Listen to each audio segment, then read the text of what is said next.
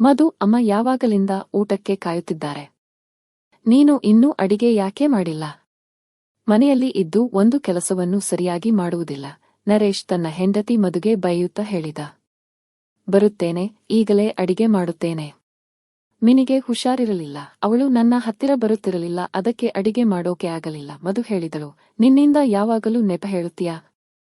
ಒಂದು ಕೆಲಸನೂ ಟೈಮ್ಗೆ ಆಗಲ್ಲ. ಅಮ್ಮ ಹೇಳೋದು ಸರಿ, ನೀನು ಒಂದು ನಂಬರ್ ಸೋಂಬೇರಿ.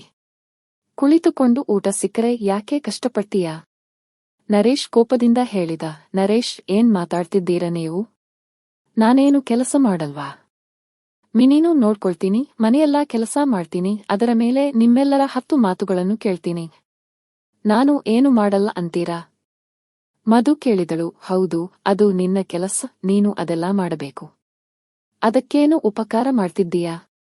ಇಲ್ಲಿ ಗಂಡಸು ದಣಿದು ಮನೆಗೆ ಬಂದಿದ್ದಾನೆ, ಒಂದು ಲೋಟ ನೀರು ಕೊಡು ಅಂತಾನೂ ಕೇಳಲ್ಲ, ಯಾವಾಗಲೂ ಜಗಳ ಮಾಡೋಕೆ ರೆಡಿ ಇರ್ತೀಯ ಎಂದು ನರೇಶ್ ಗೊಣಗುತ್ತಾ ಕೋಣೆಯಿಂದ ಹೊರಟು ಹೋದ. ಮಧು ಮಿನಿಯನ್ನು ಎತ್ತಿಕೊಂಡು ಕುಳಿತುಕೊಂಡು ನೋಡುತ್ತಿದ್ದಳು. ಹೊರಗಡೆ ಎಲ್ಲರೂ ಗೊಣಗುವ ಸದ್ದು ಕೇಳಿಸುತ್ತಿತ್ತು. ಮಿನಿಗೆ ಜ್ವರ ಇದೆ ಎಂದು ಎಲ್ಲರಿಗೂ ಗೊತ್ತಿತ್ತು, ಆದರೆ ಯಾರೂ ಸಹಾಯ ಮಾಡಲಿಲ್ಲ. ಮನೆಯಲ್ಲಿ ಎಲ್ಲರೂ ಇದ್ದಾರೆ, ಅತ್ತೆ ಲಲಿತಾ, ನಾದಿನಿ, ಸುಮೇಶ್, ಆದರೂ ಯಾರೂ ಮಿನಿಯನ್ನು ನೋಡಿಕೊಳ್ಳಲಿಲ್ಲ. ನರೇಶ್ ಬಂದ ತಕ್ಷಣ ಅವನಿಗೆ ದೂರು ಹೇಳಿದರು.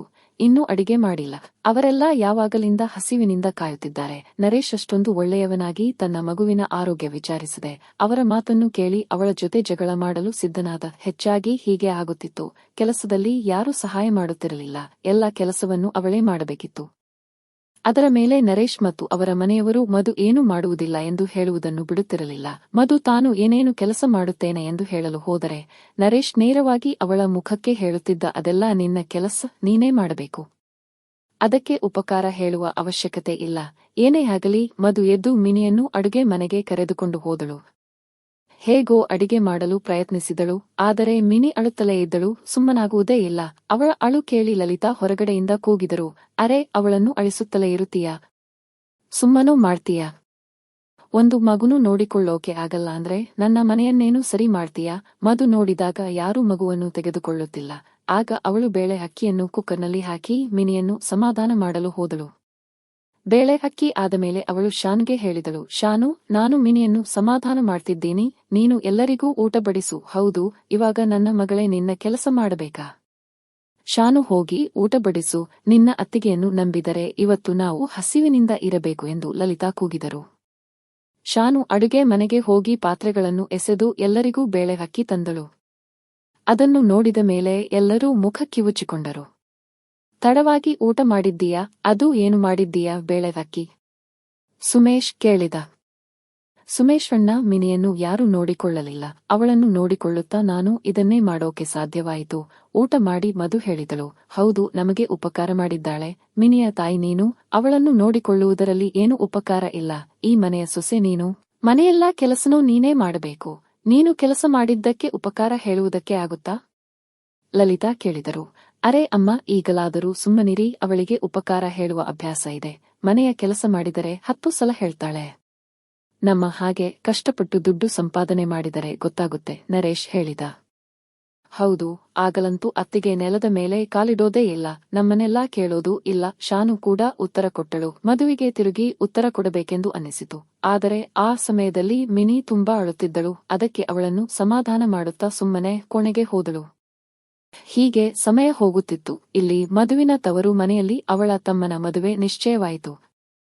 ಮಧು ಅಲ್ಲಿಗೆ ಹೋಗುವುದಕ್ಕೆ ತುಂಬಾ ಉತ್ಸಾಹದಿಂದ ಇದ್ದಳು. ಒಂದು ದಿನ ರಾತ್ರಿ ಊಟ ಮಾಡಿದ ಮೇಲೆ ಎಲ್ಲರೂ ಕುಳಿತಿದ್ದರು. ಮಧು ಅಲ್ಲಿಗೆ ಬಂದು ನರೇಶ್ಗೆ ಹೇಳಿದಳು, ಏಕೆಂದರೆ ನಾವು ಈ ಸಂಡೇ ಶಾಪಿಂಗ್ಗೆ ಹೋಗೋಣ. ತಮ್ಮನ ಮದುವೆಗೆ ನನಗೆ ಶಾಪಿಂಗ್ ಮಾಡಬೇಕು, ಹೊಸ ಡ್ರೆಸ್ ಕೊಳ್ಳಬೇಕು, ಮೇಕಪ್ನು ತಗೋಬೇಕು, ಮಿನಿಗೂ ಸ್ವಲ್ಪ ಬಟ್ಟೆ ತಗೋಬೇಕು. ಅದಕ್ಕೆ ಈ ಸಂಡೇನೆ ಹೋಗಿ ಬರಬೇಕು ಅಂತಿದ್ದೇನೆ. ಆಮೇಲೆ ನಾನು 10 ದಿನಕ್ಕೆ ನನ್ನ ತವರು ಮನೆಗೆ ಹೊರಡಬೇಕು. ಅದನ್ನು ಕೇಳಿ ಎಲ್ಲರೂ ಒಬ್ಬರ ಮುಖ ಮತ್ತೊಬ್ಬರು ನೋಡಿದರು. ಆಗ ಲಲಿತಾ ಸೊಸೆ, ತಮ್ಮನ ಮದುವೆ ಅಂತೂ ನಿನ್ನ ಕಾಲಿಗೆ ಗಿರ್ ಅನ್ನುವಂತಹ ಚಕ್ರ ಕಟ್ಟಿದ ಹಾಗೆ.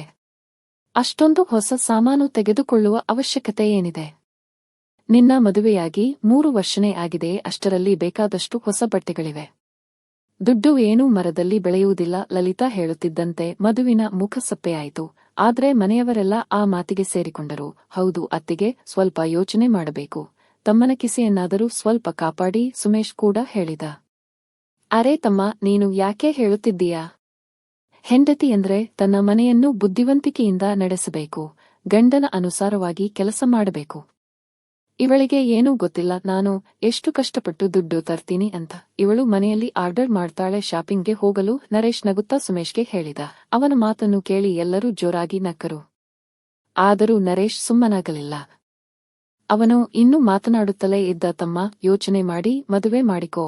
ಇವಾಗ ಹೆಂಡತಿಯರು ಜೊತೆಯಾಗಿ ಬರುವವರು ತುಂಬಾ ಕಡಿಮೆ ಸಿಗುತ್ತಾರೆ. ಹೆಚ್ಚಾಗಿ ಕೇವಲ ದುಡ್ಡಿನ ಹಿಂದೆ ಓಡುತ್ತಾರೆ ಅಷ್ಟೇ.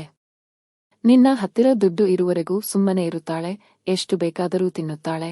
ಯಾವಾಗ ದುಡ್ಡು ಇರುವುದಿಲ್ಲ ಆಗ ನಿನ್ನನ್ನು ಒಂದು ಕಡೆಗೆ ಸರಿಸಿ ಬಿಡುತ್ತಾಳೆ. ನರೇಶ್ನ ಮಾತಿಗೆ ಮಧುವಿಗೆ ತುಂಬಾ ಕೋಪ ಬಂತು. ಅದರ ಜೊತೆಗೆ ಎಲ್ಲರೂ ನಕ್ಕಿದ್ದಕ್ಕೆ ಆ ಕೋಪಕ್ಕೆ ತುಪ್ಪ ಸುರಿದಂತಾಯಿತು. ಸಾನು ಮತ್ತು ಅಮ್ಮ ನಗುತ್ತಿದ್ದರಲ್ಲ ಎಂದು ಆಶ್ಚರ್ಯವಾಯಿತು. ಅವರು ಹೆಂಗಸಾಗಿ ಹೇಗೆ ನಗುತ್ತಾರೆ ಎಂದು ಯೋಚನೆ ಮಾಡಿದಳು. ಆಗ ಮಧು, ನಿಮಗೆ ಚೆನ್ನಾಗಿ ಗೊತ್ತಿದೆ, ಹೆಂಗಸರು ದುಡ್ಡಿನ ಹಿಂದೆ ಓಡುತ್ತಾರೆ. ಅವರಿಗೆ ಗಂಡಸರಿಂದ ದುಡ್ಡು ಬೇಕು. ಹಾಗಾದರೆ ಗಂಡಸರಿಗೆ ಏನು ಬೇಕು? ನಾವು ತೊಂದರೆಯಾಗಿದ್ದರೂ, ಅನಾರೋಗ್ಯದಿಂದ ಬಳಲುತ್ತಿದ್ದರೂ, ಸಾಯುತ್ತಿದ್ದರೂ ನಿಮಗೆ ಮೊದಲು ಮನೆಯವರ ಸಂತೋಷಕ್ಕೆ ಮನೆಯ ಕೆಲಸ ಬೇಕಾಗುತ್ತದೆ. ನಾವು ಮಾಡ್ತೀವಿ ಅಲ್ವಾ? ನಾವು ಏನಾದರೂ ಕೆಲಸ ಮಾಡಿದ್ದೇವೆ ಅಂದರೆ ಅದಕ್ಕೆ ಉಪಕಾರ ಎಂದು ಹೆಸರಿಟ್ಟು ಬಿಡುತ್ತೀರಿ. ಒಂದು ಮಾತು ಹೇಳಿ, ನಮ್ಮ ಆಸೆಗಳನ್ನು ಎಲ್ಲಿಂದ ಪೂರೈಸಿಕೊಳ್ಳಬೇಕು? ನಿಮ್ಮ ಹತ್ತಿರ ದುಡ್ಡು ತೆಗೆದುಕೊಳ್ಳುವುದು ತಪ್ಪು ಅಂದುಕೊಳ್ಳುತ್ತೀರಾ?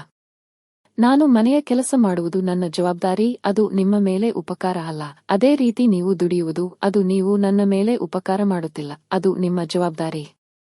ನಾನು ಏನು ₹1,00,000 ಕೇಳಿಲ್ಲ, ಚಿನ್ನದ ಆಭರಣದ ಬಗ್ಗೆ ಏನೂ ಕೇಳಿಲ್ಲ. ಹಾಗಾದರೆ ನಾನು ನಿಮ್ಮಲ್ಲಿ ನ್ಯಾಯವಲ್ಲದ ಬೇಡಿಕೆ ಕೇಳುತ್ತಿದ್ದೇನೆ ಎಂದು ನಿಮಗೆ ಯಾಕೆ ಅನಿಸುತ್ತಿದೆ? ಸೊಸೆ, ನೀನು ಮಾತನ್ನು ಎಲ್ಲಿಂದ ಎಲ್ಲಿಗೋ ತೆಗೆದುಕೊಂಡು ಹೋಗುತ್ತಿದ್ದೀಯಾ? ನಾವು ಕೇವಲ ತಮಾಷೆ ಮಾಡುತ್ತಿದ್ದೆವು. ತಮಾಷೆ ಎಂದರೆ ಏನು ಅಂತ ನಿನಗೆ ಗೊತ್ತಿಲ್ಲವೇ? ಲಲಿತಾ ಸೊಸೆಗೆ ಹೇಳಿದರು. ಅತ್ತೆ, ಹೆಚ್ಚಾಗಿ ಟೀಕೆಗಳು ತಮಾಷೆಯಲ್ಲಿ ಇರುತ್ತವೆ. ನನ್ನ ಜೊತೆ ಈ ರೀತಿ ತಮಾಷೆ ಮಾಡಬೇಡಿ ಎಂದು ಹೇಳಿ ಮಧು ಕೋಣೆಗೆ ಹೋದಳು. ಆದರೆ ಅವಳು ಹೇಳಿದ ದಿಟ್ಟ ಉತ್ತರಕ್ಕೆ ಯಾರಿಂದಲೂ ಏನೂ ಹೇಳಲು ಸಾಧ್ಯವಾಗಲಿಲ್ಲ. ಆದರೆ ಉಪಕಾರ ಹೇಳುವುದನ್ನು ಯಾರು ಬಿಡುತ್ತಾರೆ? ಒಂದು ಸರಿ ಹೇಳುವುದರಿಂದ ಯಾರಾದರೂ ತಮ್ಮ ಚೇಷ್ಟೆಗಳನ್ನು ಬಿಟ್ಟರೆ ಅದೇ ಒಂದು ದೊಡ್ಡ ವಿಷಯ. ಇದರ ಬಗ್ಗೆ ನಿಮ್ಮ ಅಭಿಪ್ರಾಯವೇನು? ದಯವಿಟ್ಟು ನಿಮ್ಮ ಅಭಿಪ್ರಾಯವನ್ನು ಕಮೆಂಟ್ ಸೆಕ್ಷನ್ನಲ್ಲಿ ಹಂಚಿಕೊಳ್ಳಿ. ನಿಮಗೆ ಈ ವಿಡಿಯೋ ಇಷ್ಟ ಆದರೆ ವಿಡಿಯೋಗೆ ಲೈಕ್ ಮಾಡಿ ಮತ್ತು ಚಾನೆಲ್ ಅನ್ನು ಸಬ್ಸ್ಕ್ರೈಬ್ ಮಾಡಲು ಮರೆಯಬೇಡಿ. ಇದೇ ರೀತಿಯ ಇನ್ನೂ ಹೆಚ್ಚಿನ ಕಥೆಗಳನ್ನು ಕೇಳಲು ನಮ್ಮ ಜೊತೆ ಇರಿ. ತುಂಬಾ ಧನ್ಯವಾದಗಳು.